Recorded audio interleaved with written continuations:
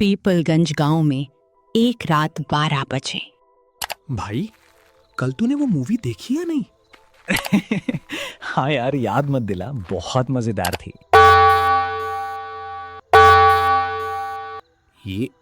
ये आवाज हवेली के अंदर से आ रही है।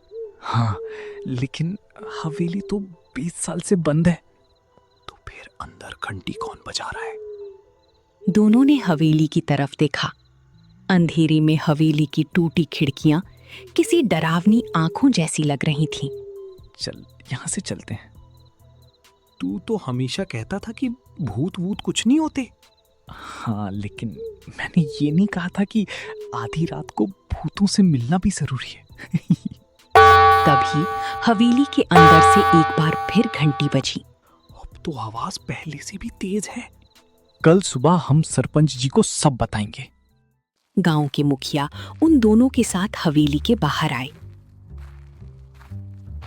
तुम लोग पीछे हटो, मैं अंदर जाकर देखता हूं। नहीं माधव, उस हवेली के अंदर मत जाना। क्यों काका, आखिर ऐसा क्या है वहां? उस हवेली में एक कमरा है जो पिछले 20 साल से बंद है। वही कमरा जिसके बारे में लोग कहते हैं कि उसके अंदर खजाना है। खजाने की बात छोड़ो, उस कमरे का राज अगर बाहर आ गया तो पूरे गांव की किस्मत बदल सकती है। काका, आप कुछ छिपा रहे हैं। मैं वही बता रहा हूं जो मुझे सालों पहले बताया गया था। तो आज हम उस कमरे का सच पता लगा कर रहेंगे।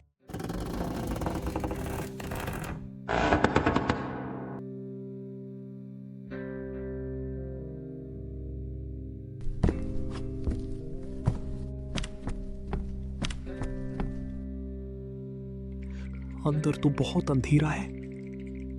डरो मत, सिर्फ एक पुरानी हवेली है। सरपंच जी, अगर सिर्फ पुरानी हवेली है तो रात में घंटी किसने बजाई थी? इसका जवाब हमें अंदर ही मिलेगा। सरपंच जी, ये सारे चित्र किसके हैं? शायद इस हवेली में रहने वाले पुराने लोगों के।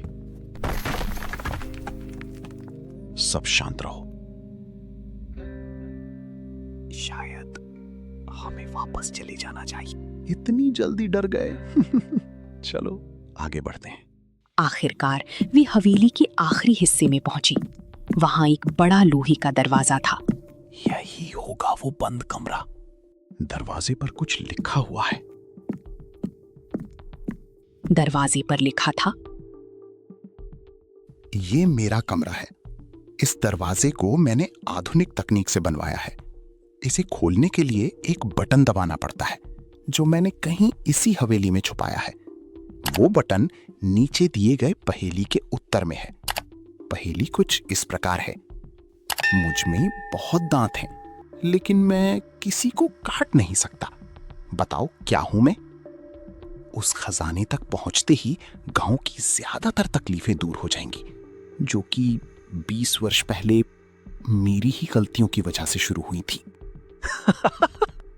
ये हवेली का मालिक तो बहुत बड़ा बेवकूफ था।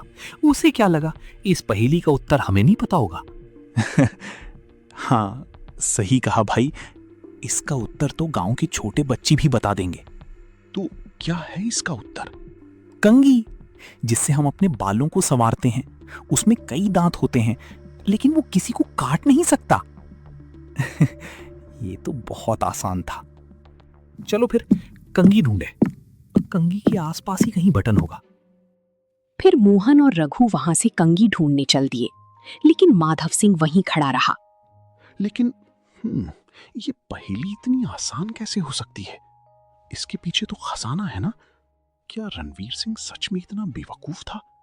लेकिन बापूजी ने तो उनके बुद्धिमानी के लंबी लंबी पुल बांध रखे थे। और ये क्या? ये इशारा कर रहा है इस तरफ। है क्या इधर? उस तरफ एक खिड़की थी जिसके ऊपर एक तस्वीर लगी थी, जिसमें लिखा था कि सूरज पूरब से निकलता है और पश्चिम में जा डूबता है।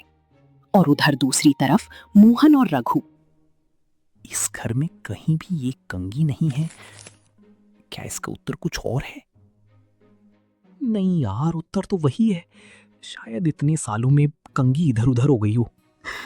खैर छोड़ो, चलो मुखिया जी के पास चलते हैं और देखते हैं उन्हें क्या मिला है। उधर माधव सिंह तस्वीर को निहार रहा था। माधव सिंह वापस उस दरवाजे के पास आया। उसने उस पहेली को गौर से देखा। हाँ, अरे ये कैसे खुला? दिमाग से। कैसे? बस इतना समझो कि रणवीर सिंह कोई बेवकूफ नहीं, बहुत बुद्धिमान व्यक्ति था।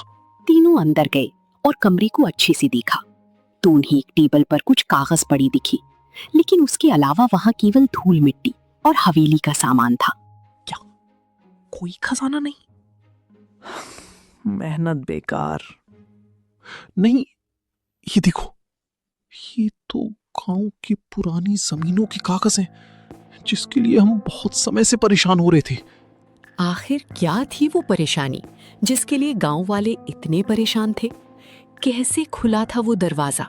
कहाँ था वो बटन? क्या थी रणवीर सिंह की गलती जिससे गांव वालों को परेशानी हुई? कौन था रणवीर सिंह? जानने के लिए वीडियो को लाइक कीजिए और कमेंट कीजिए पार्ट 2।